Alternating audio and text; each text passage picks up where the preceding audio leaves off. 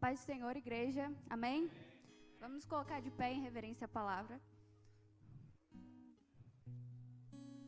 Para quem quiser acompanhar, se encontra em Isaías, capítulo 6.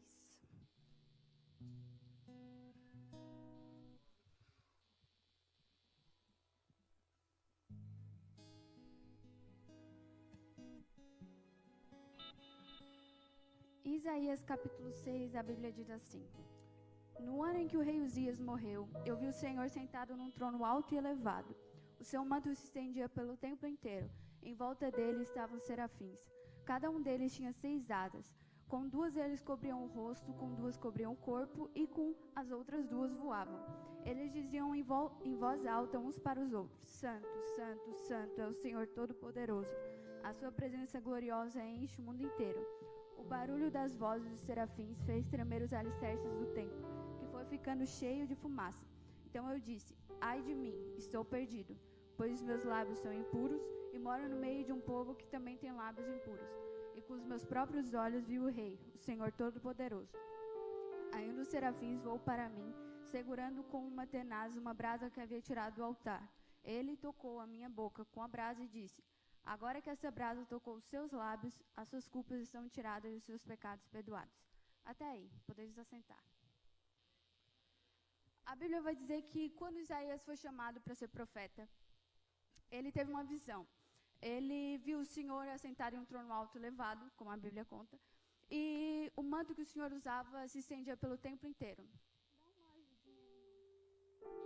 Se estendia pelo templo inteiro. A Bíblia ainda diz que tinham serafins ao redor desse trono que o Senhor estava sentado e que esses serafins iam uns para os outros: Santo, Santo, Santo é o Senhor Todo-Poderoso. E o barulho das vozes em conjunto desses serafins fez os alicerces do templo tremerem. E quando Isaías nota isso, quando ele nota essa proximidade com o Senhor, quando ele nota esse contato, quando ele contempla isso, ele diz: ai de mim. Isaías reconhece as suas falhas, ele reconhece o quão fraco ele era. Ele faz uma autoanálise. E mesmo notando o quão falho ele era, a Bíblia ainda conta que o serafim pega um pouco da brasa que tinha no altar com um tenaz e toca nos lábios de Isaías. E quando isso acontece, os pecados dele são perdoados e as suas culpas são tiradas. Quando eu li essa passagem, o Senhor fez queimar algo muito forte no meu coração. Ele fez queimar que nós estamos olhando para o lugar errado. Como assim? Isaías, ele estava tendo uma visão. A Bíblia conta que o trono que o Senhor estava sentado era alto e elevado. Isaías estava olhando para ele, estava lá em cima. Em determinado momento dessa passagem, podemos colocar nosso tempo da nossa caminhada, Isaías, ele abaixou o olhar, ele começou a olhar para si, ele começou a olhar para as suas fraquezas, para as suas forças. A Bíblia conta que ele começou a relatar o quão pouco ele era, o quão insignificante, como já foi falado aqui, ele era. Mas com essa insignificância, Deus fez coisas grandiosas na vida de Isaías.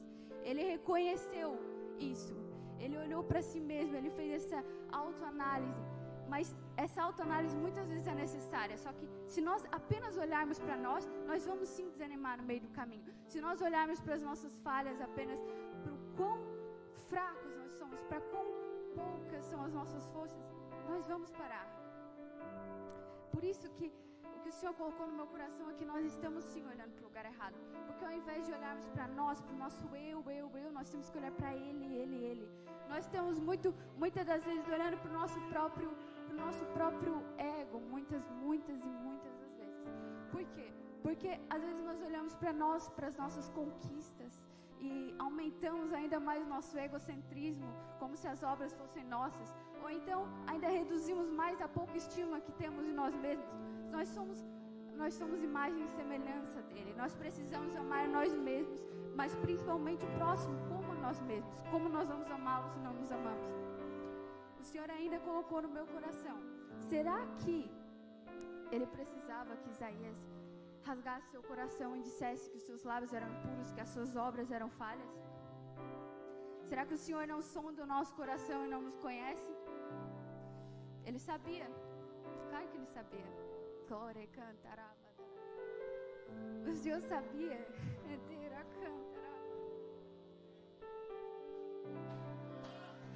Ele sabe quão poucas são as suas forças. Em Em Apocalipse 3 diz, em uma das cartas da igreja da Filadélfia, o Senhor vai dizer que conhece as nossas obras.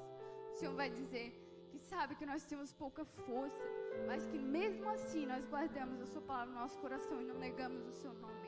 A Bíblia vai dizer que por isso o Senhor abriu diante de nós uma porta que ninguém pode fechar. A porta está aberta, a brasa no altar que tocou nos lábios de Isaías e fez com que os seus pecados fossem perdoados e as suas culpas tiradas, está aqui no altar. A brasa que purifica, a brasa que limpa, ela está aqui. A salvação, o nosso presente, está aqui. Nós já precisamos estender a mão e pegá-la. Nós precisamos voltar a olhar para o Senhor no seu trono elevado e não para nós mesmos, e não para o nosso eu, não para o que nós fazemos, ou então não para as nossas fraquezas, porque nós temos sim pouca força. Nós temos muita pouca força. Aí muitas pessoas podem perguntar, se não é sobre nós, então para que obras? Porque nós temos que fazer por dever? Se a pessoa falar isso, ela já está entendendo tudo errado. Nós temos que fazer por pura gratidão. Nós recebemos algo que é impagável. E quando nós olhamos para as nossas fraquezas e nos diminuímos cada vez mais, ou então aumentamos o nosso ego cada vez mais, o que nós estamos fazendo é tirando o valor da cruz, tentando olhar para nós como se fosse por nós, mas não é pela graça, é por Ele. A nossa salvação é pela graça, pura graça. A Bíblia ainda diz que quando o serafim toca com os lábios, com o fogo do altar, com a brasa nos lábios de Isaías, a Bíblia diz que as culpas dele são tiradas. E o Senhor fez queimar muito a respeito disso no meu coração, porque tantas e tantas vezes nós pecamos tanto e somos tão falhos e fracos que começamos a olhar para as nossas falhas, começamos a olhar e pensar às vezes em pecados de anos e anos atrás, começamos a remoer uma culpa, a guardar no nosso coração, sendo que o próprio Senhor diz que quando Ele nos perdoa, Ele lança o nosso pecado no mar do esquecimento. Então por que nós, falhos e miseráveis, ficamos nos julgando e remoendo aquela culpa no nosso coração? Nós precisamos deixar isso de lado. Mas a gente também tem que entender que culpa é diferente de cicatriz. Eu estava lendo essa semana uma reflexão e falava sobre a passagem que Paulo ele foi picado por uma víbora. E o Senhor livrou ele da morte, mas não da dor. Ele teve que passar por aquilo, ele teve que passar por aquele processo, ele sofreu. Provavelmente deve ter ficado alguma cicatriz, mas passou. Paulo continuou olhando para onde ele deveria estar olhado. Ele continua olhando para o Senhor no seu templo elevado e para os serafins ao redor cantando santo, santo, santo é o Senhor. Ele olhou para onde deveria ser olhado e continuou andando. E quando nós começamos a entender a nossa identidade para com Cristo, quando nós entendemos que nós somos filhos, nós somos sim falhos, e que não é sobre nós, mas por Ele, que é por pura graça. Quando nós entendemos isso, até as cicatrizes começam a ficar mais fáceis de lidar. Às vezes as feridas que ainda não cicatrizaram começam então a cicatrizar. Às vezes o passado que antes nos assombrava não nos assombra mais. A gente faz como Paulo disse que era para nós fazermos. A gente esquece o que ficou para trás e segue em direção à linha de chegada, olhando para Ele, porque Ele é tudo que importa. O Senhor, Ele colocou isso no meu coração, porque tantas e tantas vezes, nesse mundo muito conturbado, muitas vezes na correria do dia a dia, nós olhamos para nós olhamos para as nossas forças e nós desanimamos, porque muitas e muitas vezes parece que não tem solução, parece que a gente não vai conseguir sair disso. Parece que as coisas às vezes até não fazem tanto sentido, porque nós estamos olhando de maneira errada. Isaías, ele estava contemplando uma proximidade, uma intimidade com o Senhor. Ele estava ali, Ele estava vendo o Senhor sentado em um trono alto e elevado. Ele poderia ter continuado contemplando até o fim da visão. Assim como nós poderíamos continuar contemplando o Senhor como centro da nossa vida, da nossa caminhada, até chegarmos ao fim. Mas como nós somos falhos, como nós somos humanos, assim como Isaías, muitas vezes nós abaixamos o olhar, nós olhamos para nós mesmos e para as nossas forças. Isaías, ele provavelmente fica com medo, porque ele está vendo com seus próprios olhos o Senhor Todo-Poderoso, com seus lábios impuros, com a sua vida provavelmente errônea, porque todos nós erramos e todos nós somos falhos. Isaías, ele vê isso. Ele poderia ter continuado olhando para o Senhor no seu trono, mas ele é falho, ele cai, assim como nós. A questão é que o Senhor me trouxe para dizer que não é sobre nós, não é sobre as nossas obras. Nós caímos, sim, nós caímos. E o que a gente tem que fazer quando isso acontece? Levantar e continuar olhando para Ele. Porque nunca foi sobre nós. Se nós tentarmos fazer com que a salvação seja sobre nós, além de nós reduzirmos o valor da cruz para tentar equiparar com a nossa vida humana falha, além disso, nós ainda nunca vamos conseguir, nós vamos nos frustrar constantemente. Porque não importa o quão boa a pessoa seja, todo mundo erra, todo mundo cai, todo mundo falha. Todos nós temos pouca força. Mas como o Senhor diz em Apocalipse 3, Ele diz: eu conheço as tuas obras, eu sei que vocês têm pouca força. O que o Senhor pede para nós não é para que nós venhamos a ser perfeitos, não é para que nós venhamos a ser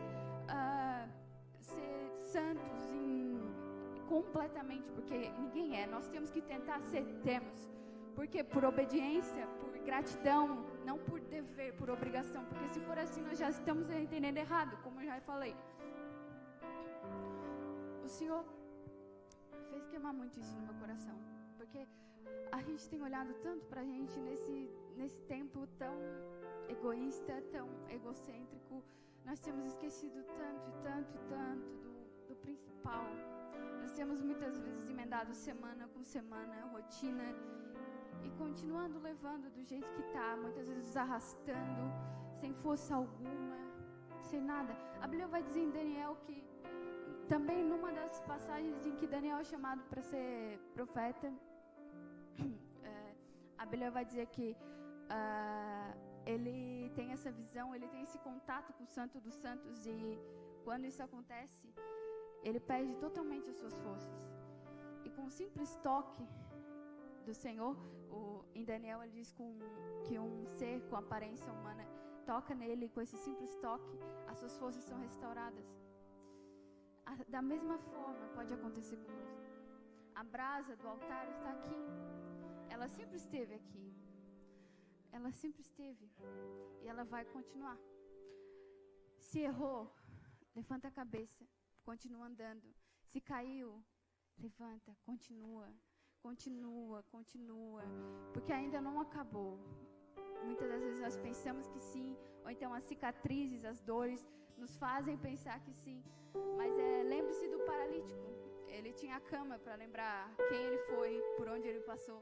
Da mesma forma são as nossas cicatrizes, são as dores ou as feridas que nós carregamos. Mas nada se compara com o dia que nós nos achegarmos diante dele. Porque tudo isso, todas essas cicatrizes, cada uma delas vai valer a pena. Eu entrego essas palavras em nome de Jesus.